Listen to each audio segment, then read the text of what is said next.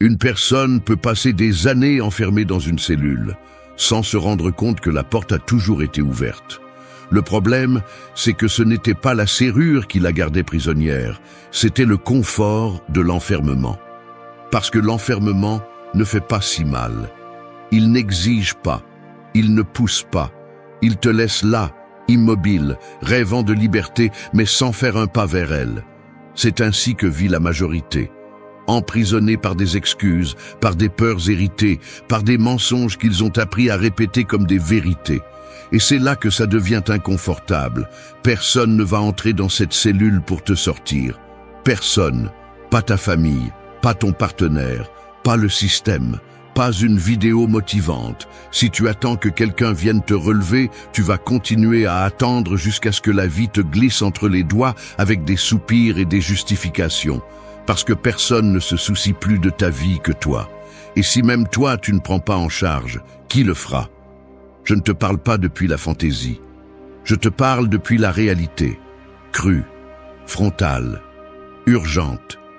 Ce n'est pas un discours pour te faire sentir bien. C'est pour que tu réagisses.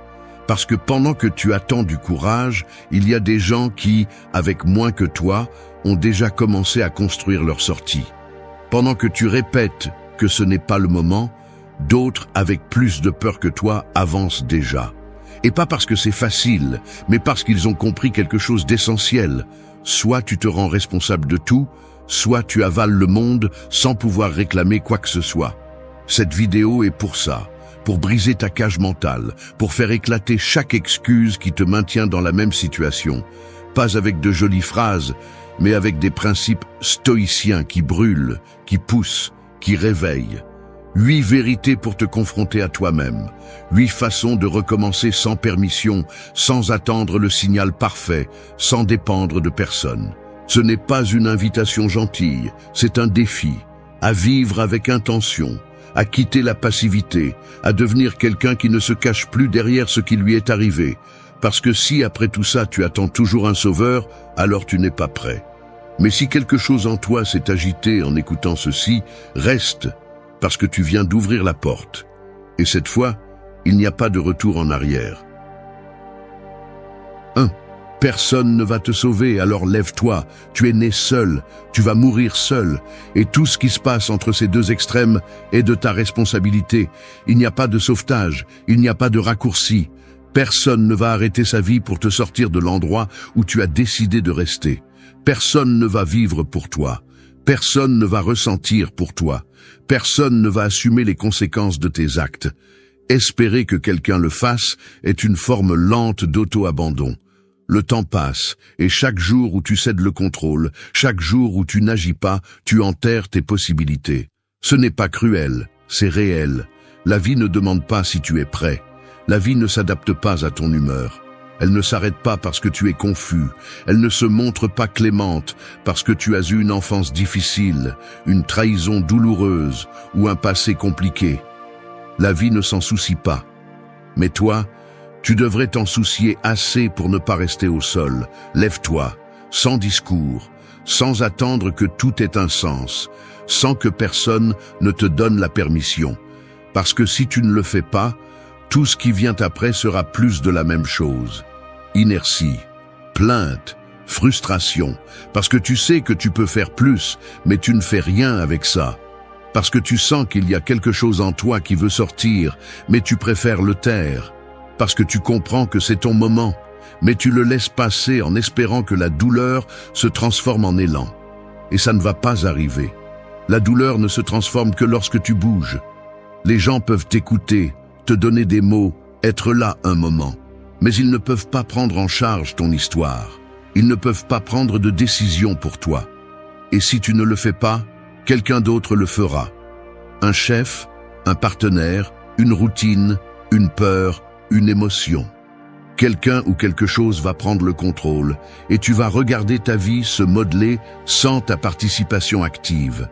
Parce que si tu ne diriges pas, on te dirige. C'est comme ça que ça fonctionne. Le stoïcisme est action. C'est se lever sans excuse. C'est choisir la discipline sur le désir, le caractère sur l'émotion. C'est regarder ton reflet avec sincérité et te demander si aujourd'hui tu as fait quelque chose qui te rapproche de la personne que tu dis vouloir être. Si la réponse est non, alors ne continue pas à justifier ce que tu repousses clairement. Tu n'as pas besoin d'être prêt. Tu as besoin de bouger. Tu as besoin de décider. Tu as besoin de prendre le contrôle, même si ta voix tremble, même si tu as du mal à respirer, même s'il n'y a personne d'autre pour pousser avec toi. Le respect ne se demande pas. Il se construit. Personne ne va te donner de validation si tu t'es rendu toi-même. Personne ne va faire confiance à quelqu'un qui vit d'excuses. Personne ne va parier sur quelqu'un qui ne parie pas sur lui-même. Et si ça fait mal, tant mieux. Que ça fasse mal. Mais que ça ne t'arrête pas. La douleur n'est pas une raison pour s'arrêter, c'est une raison pour continuer. Alors lève-toi, parce que rester en bas, c'est te trahir. Parce que le monde ne va pas t'attendre. Parce qu'il est déjà trop tard pour continuer à agir comme si ta vie était la responsabilité des autres. Parce que maintenant tu le sais. Et quand tu sais, tu ne peux plus regarder ailleurs. Parce que tu peux continuer à le nier. Ou tu peux te lever aujourd'hui et commencer à écrire ton histoire à partir de zéro, avec force, sans pitié, sans permission. Tu décides, mais fais-le debout. 2. Arrête de négocier avec ton esprit, agis. Un esprit sans direction est comme une pièce pleine de miroirs. Tu te regardes sous tous les angles, tu t'analyses, tu te questionnes, tu te confonds, tu tournes en rond, tu te répètes les mêmes pensées encore et encore, mais tu ne sors pas de là. Et le pire, c'est que pendant que tu es coincé dans tes réflexions, la vie continue à l'extérieur. Les gens bougent, les opportunités disparaissent, le temps ne s'arrête pas. Seul toi reste enfermé dans ton propre labyrinthe mental, croyant que penser beaucoup est la même chose que d'avancer. Et ce n'est pas le cas. Penser sans agir est un auto-tromperie. Réfléchir trop devient une forme sophistiquée d'évitement. Négocier avec ton esprit est dangereux, parce que ton esprit sait exactement comment te freiner, comment te faire peur, comment te convaincre de rester où tu es. Il te dit que ce n'est pas le moment, qu'il manque quelque chose, que tu peux le faire demain. Et si tu ne le freines pas, il te manipule. Ton esprit ne veut pas toujours ta croissance. Souvent, il veut juste que tu survives sans bouger. Mais tu n'es pas venu pour survivre. Tu es venu pour vivre avec intention.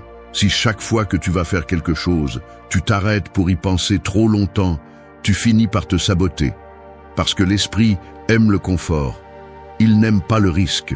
Il ne veut pas d'incertitude. C'est pourquoi il répète les mêmes modèles. C'est pourquoi il trouve 1000 excuses. C'est pourquoi il reporte. Mais l'action est la seule façon de briser ce cycle. Seulement en agissant, tu interromps l'inertie mentale. Seulement en prenant des décisions, même avec peur, c'est que tu rééduques ton esprit pour arrêter de te freiner. Le stoïcisme le dit clairement. Fais ce que tu dois faire, pas ce qui te provoque, pas ce qui te fait te sentir en sécurité, ce qui est nécessaire. Parce que tu n'as pas besoin d'être motivé pour agir, tu as besoin d'être déterminé. L'impulsion va et vient. La clarté aussi. Mais si tu apprends à agir avec ou sans envie, avec ou sans peur, là tu deviens imparable. Parce que tu ne dépends plus de comment tu te sens. Tu dépends de ton engagement envers ce que tu sais que tu dois faire. Chaque fois que tu doutes, tu perds de la force. Chaque fois que tu consultes ton esprit sur ce que tu sais déjà que tu dois faire, tu cèdes le pouvoir. Est-ce que ça te fait mal de te lever tôt? Tu le fais quand même. Est-ce que ça te dérange de prendre une décision difficile? Tu la prends. Est-ce que ça te fait peur d'avancer? Tu avances. C'est ainsi que se forge le caractère.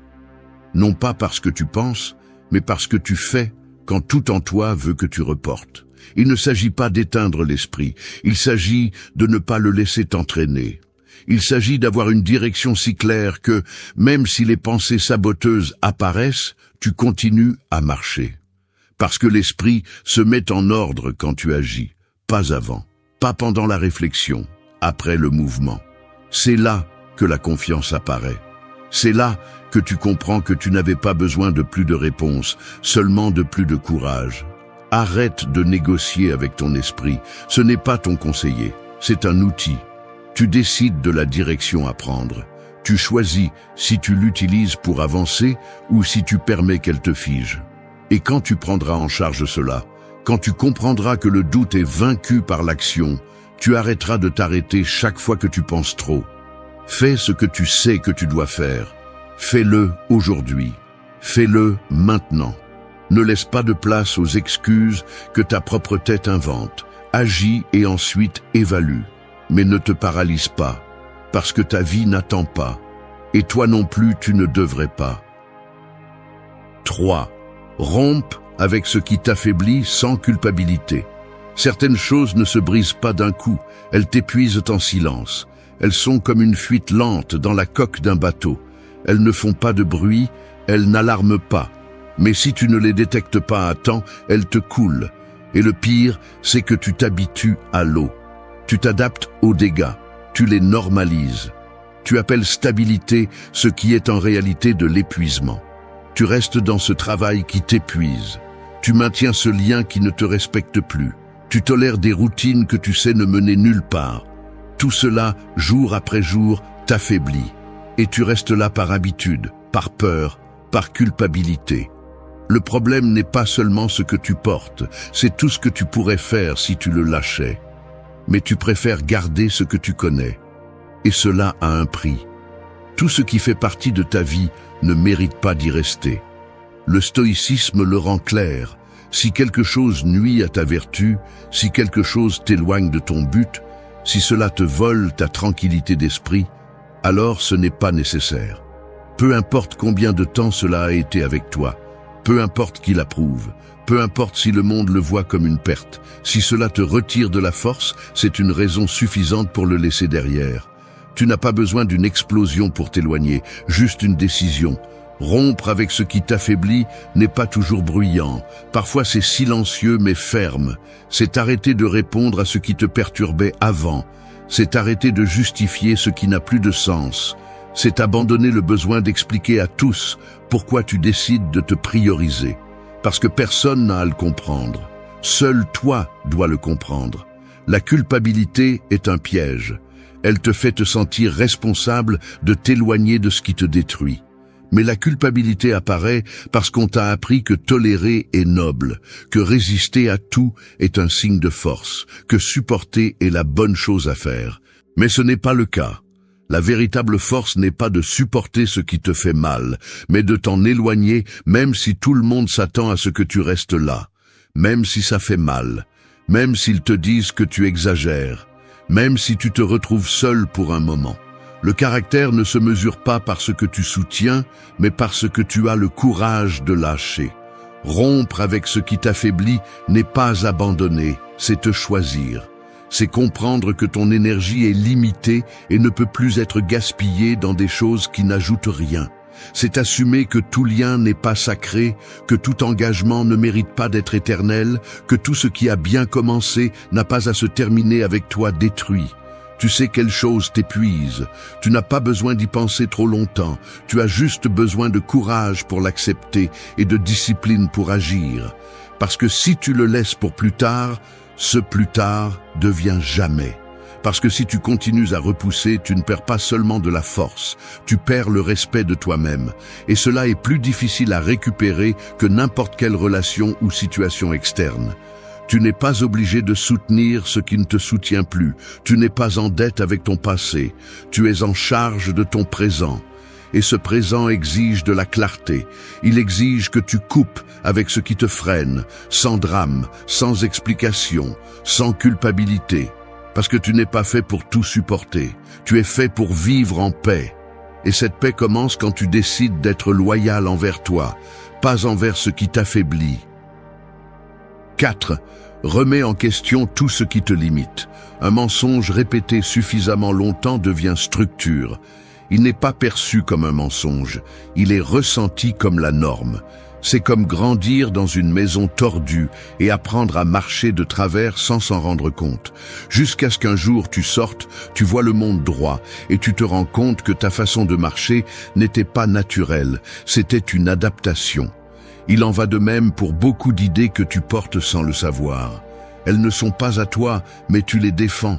Elles ne te servent pas, mais tu leur obéis. Elles ne te renforcent pas, mais tu les répètes comme si elles étaient une vérité absolue. Ton esprit a été programmé depuis le début. Mots, regards, peur, opinion, traumatisme. Tout cela s'accumule comme des couches de peinture sur ta pensée. Et si tu ne nettoies pas, si tu ne grattes pas, si tu ne remets pas en question, tu vis avec des idées qui ne te laissent pas avancer, qui te freinent, qui sabotent toute tentative de changement. Mais comme tu ne les reconnais pas comme des limites, tu penses que tu es le problème. Tu penses que quelque chose ne va pas chez toi alors qu'en réalité, ce qui ne va pas, c'est ce qu'on t'a appris à croire. Je ne suis pas assez. Ce n'est pas pour moi. C'est comme ça que je suis, je ne peux pas changer. Je ne vais pas prendre de risques. Je suis trop vieux pour ça. Combien de fois as-tu répété des phrases comme celle-ci sans te rendre compte que chacune d'elles est une chaîne mentale? Peu importe combien d'habitudes tu adoptes, combien d'objectifs tu te fixes ou combien d'efforts tu fais, si au fond tu gardes un système de croyances limité, tout s'effondre. Parce que tes pensées sont le plafond de ton action. Et si ce plafond est bas, tu ne sauteras jamais assez haut. Le stoïcisme enseigne à penser clairement, à remettre en question ce qui semble automatique, à ne pas obéir sans raison. Un stoïcien ne vit pas en mode automatique. Il s'arrête, il observe, il se demande, cette idée me rapproche-t-elle ou m'éloigne-t-elle de ma vertu? Cette pensée me limite-t-elle ou me pousse-t-elle? Si tu ne fais pas ce travail interne, tu continueras à agir selon un scénario que tu n'as pas écrit. Et il n'y a rien de plus triste que de vivre la vie en suivant des règles invisibles imposées par quelqu'un d'autre. Questionner n'est pas douter de tout par sport. C'est avoir le courage de démonter ce qui te conditionne. C'est regarder en face ce que tu as toujours pris pour acquis et te demander si cela a encore un sens. Parce que souvent, ce qui te maintient bloqué n'est pas le manque d'outils, mais la fidélité aveugle à une narration qui ne correspond plus à ta réalité. Réviser tes croyances n'est pas une trahison envers ton histoire, c'est une responsabilité envers ton avenir. Il y a des pensées qui t'ont protégé à un moment donné, mais qui te limitent aujourd'hui. Il y a des idées qui étaient utiles dans un autre contexte, mais qui ne le sont plus aujourd'hui. Si tu ne te donnes pas la permission de les mettre à jour, tu vivras prisonnier d'un esprit obsolète. Comme un guerrier formé pour des batailles qui n'existent plus, mais qui continuent à se battre par habitude. C'est inconfortable. Personne ne veut reconnaître qu'il a passé des années à suivre un mensonge déguisé en vérité. Mais si tu ne le fais pas, personne ne le fera pour toi. Ce processus est individuel. Personne ne peut penser pour toi. Personne ne peut nettoyer ton esprit. Personne ne peut abattre les murs que tu as renforcés avec le temps. Seul toi peux le faire. Commence aujourd'hui. Observe tes pensées les plus fréquentes. Demande-toi d'où elles viennent, à qui elles profitent, quelle partie de toi elles défendent. Et si tu ne trouves pas de raison valable, laisse-les partir. Elles ne te définissent pas, elles te freinent seulement. Questionner est un acte de pouvoir, parce que chaque fois que tu le fais, tu reprends le contrôle. Et là, enfin, tu commences à penser comme quelqu'un de libre, pas comme quelqu'un de programmé, comme quelqu'un qui choisit, et ça change tout. 5. Fais du silence ta plus grande force. Toutes les guerres ne se gagnent pas en combattant. Certaines se gagnent simplement en ne se présentant pas. Non pas parce que tu es faible, mais parce que tu comprends que l'usure n'en vaut pas toujours la peine.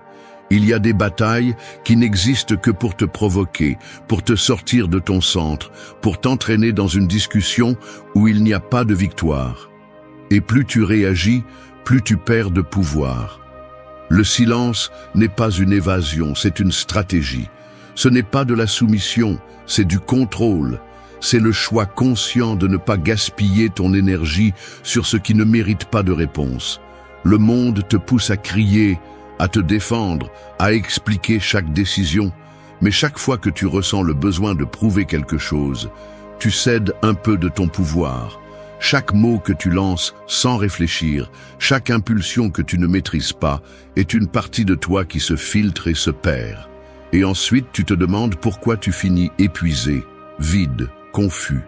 Ce n'est pas le monde, c'est ta réaction constante à tout ce qui se passe. Fais silence.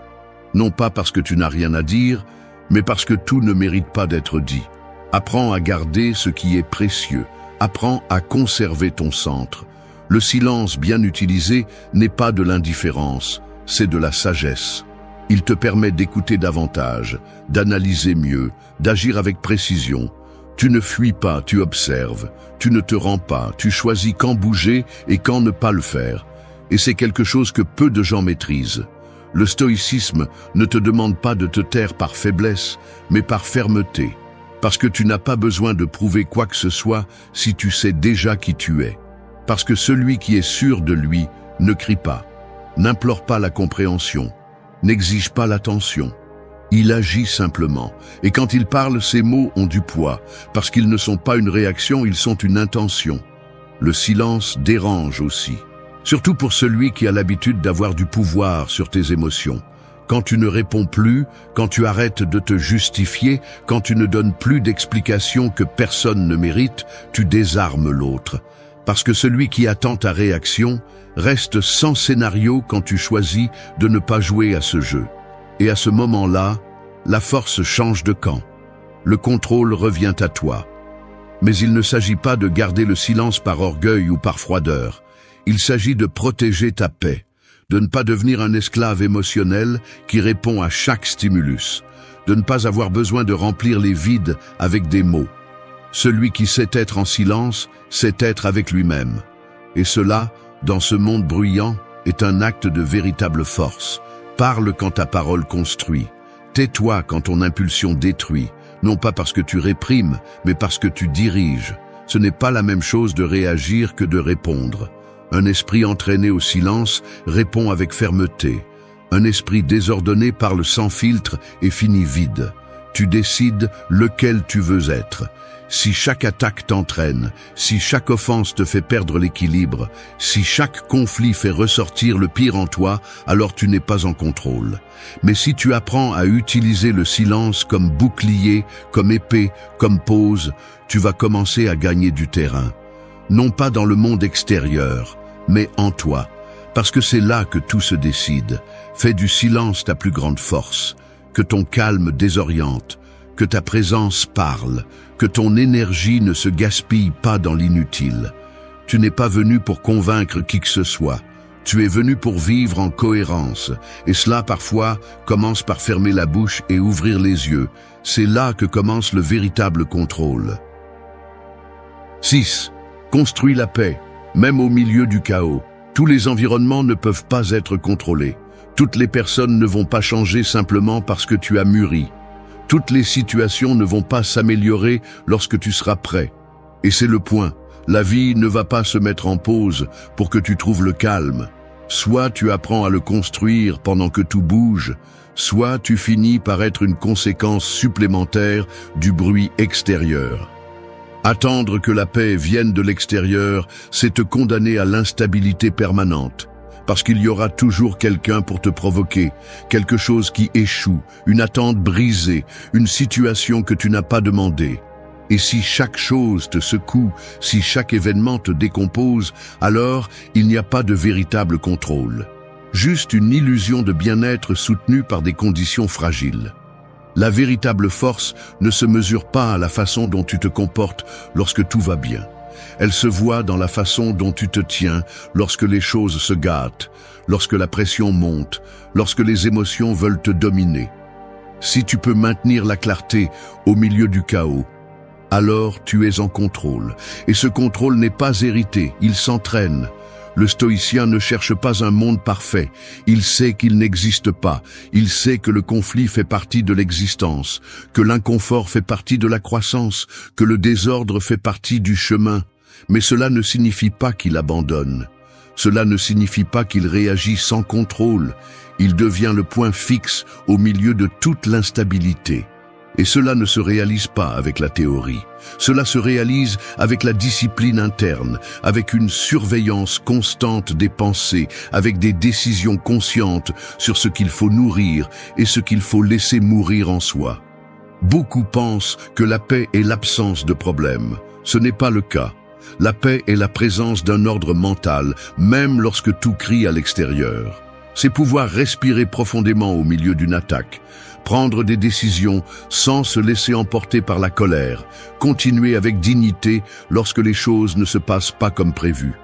Cela ne s'improvise pas. Cela se construit, décision après décision, en renonçant au besoin d'avoir raison ou le contrôle absolu de tout ce qui t'entoure. Parfois, construire la paix signifie s'éloigner. D'autres fois, rester et résister calmement. Parfois, c'est se taire. D'autres fois, parler fermement sans perdre son centre. Il n'y a pas une seule façon, mais il y a un principe commun. Ne pas permettre que l'extérieur gouverne ton monde intérieur. Parce que lorsque cela se produit, tu perds. Tu perds de l'énergie, tu perds du temps, tu perds du respect pour toi-même. Commence par identifier ce qui te vole la tranquillité. Quelle personne, quelle routine, quelle pensée. Ensuite, décide ce que tu peux lâcher, ce que tu peux changer et ce que tu dois simplement accepter sans te laisser emporter. Parce que tout ne se corrige pas. Certaines choses ne font que passer. Et pendant ce temps, tiens bon. Reste dans ce que tu sais qui te fait du bien. Lis, entraîne-toi, réfléchis, travaille. Non pas pour échapper, mais pour créer une structure. Parce que la véritable paix n'est pas passive. C'est une base solide sur laquelle tu construis, même lorsque le monde extérieur s'effondre. Ne vis pas en attendant le moment parfait. Il n'existe pas. Il n'existe que ta capacité à agir calmement au milieu du mouvement.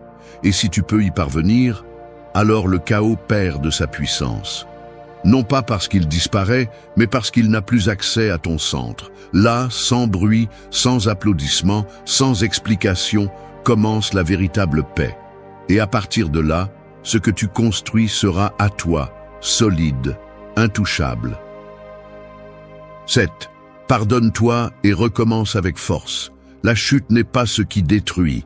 Ce qui détruit, c'est de rester allongé à regarder le sol comme s'il t'appartenait. Ce n'est pas l'erreur qui te brise, c'est le discours interne que tu utilises ensuite pour te punir. Et tu le répètes encore et encore, ce que tu as fait, ce que tu n'as pas dit, ce que tu aurais dû éviter. C'est ainsi que se forme le nœud. Et plus tu resserres cette culpabilité, plus tu es loin de progresser. Tu n'es pas venu pour traîner ton passé, tu es venu pour l'utiliser, pour le comprendre, pour le mettre sur la table et te demander ce que tu peux faire maintenant que tu ne savais pas alors. Parce que si toute cette douleur, toute cette erreur ne t'a pas servi à devenir plus lucide, alors tout ce que tu as fait a été de souffrir sans raison. Et cela serait impardonnable. Les gens te jugeront pour ce que tu as fait. Mais tu dois te juger pour ce que tu fais ensuite.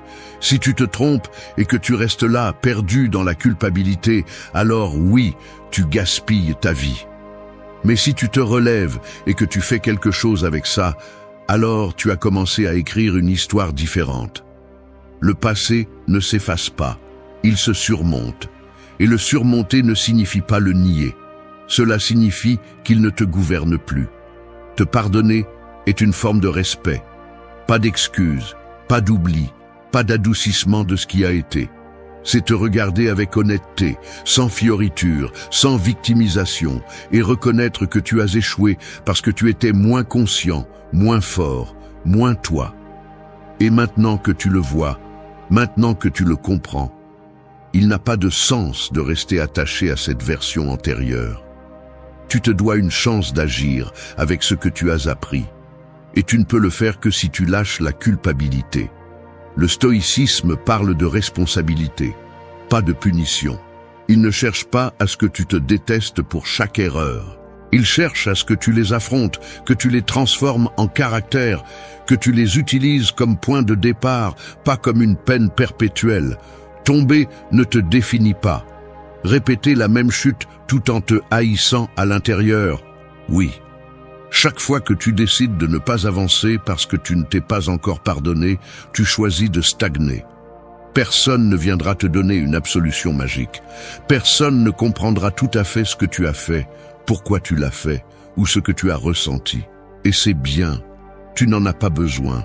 Tu as besoin de regarder à l'intérieur, de reconnaître ce que tu as fait de mal, d'assumer ce que tu devais assumer, et d'avancer avec plus de poids dans la conscience, mais moins de charge émotionnelle.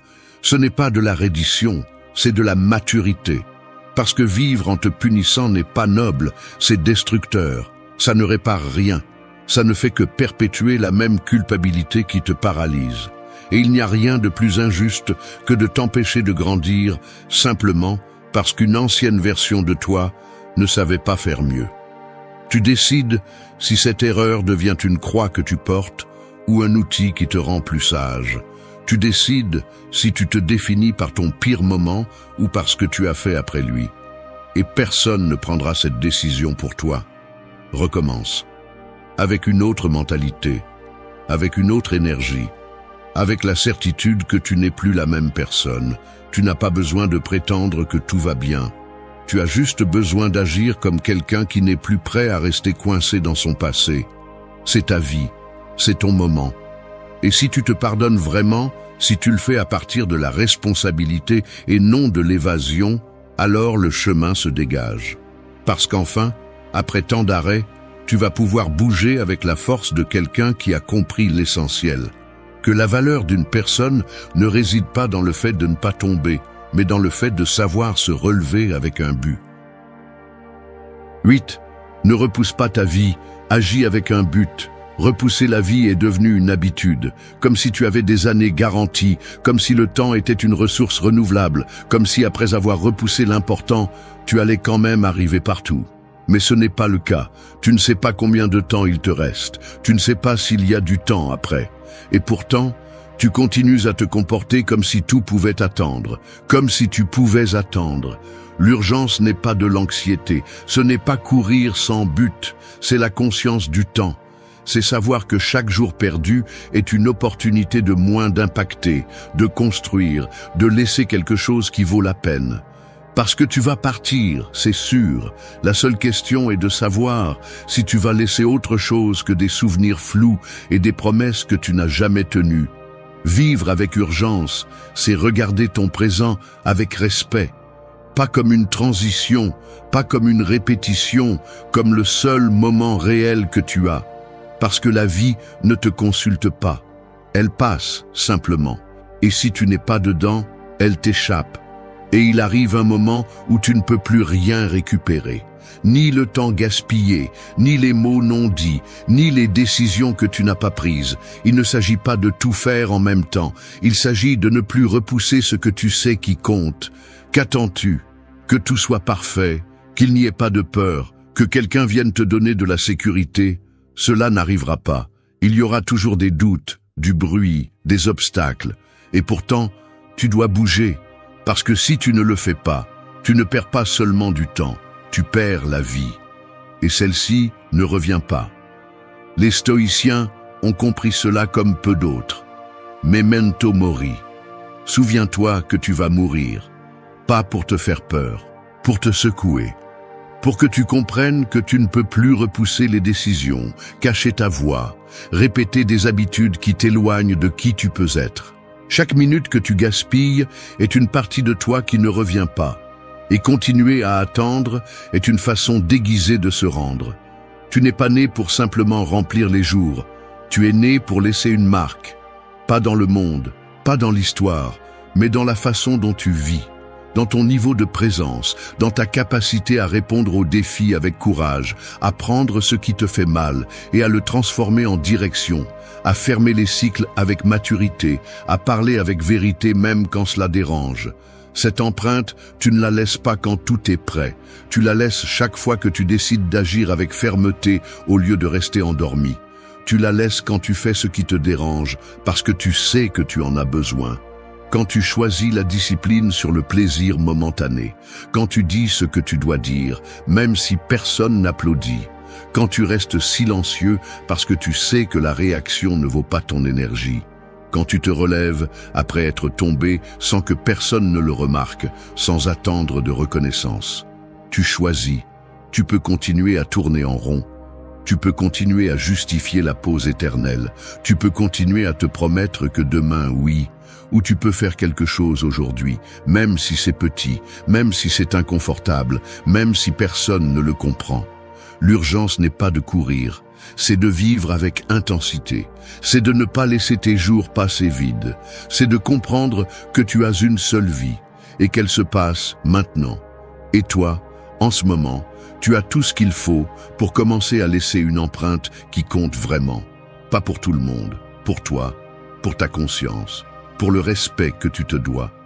Parce que si tu réussis à vivre ainsi, alors quoi qu'il arrive après, tu pourras regarder en arrière et dire « Je n'ai rien gardé pour moi.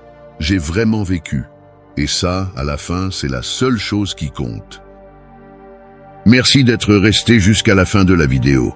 Si vous avez tout vu, commentez « Je suis stoïcien » comme notre signe secret, indiquant que vous êtes un véritable apprenant du stoïcisme.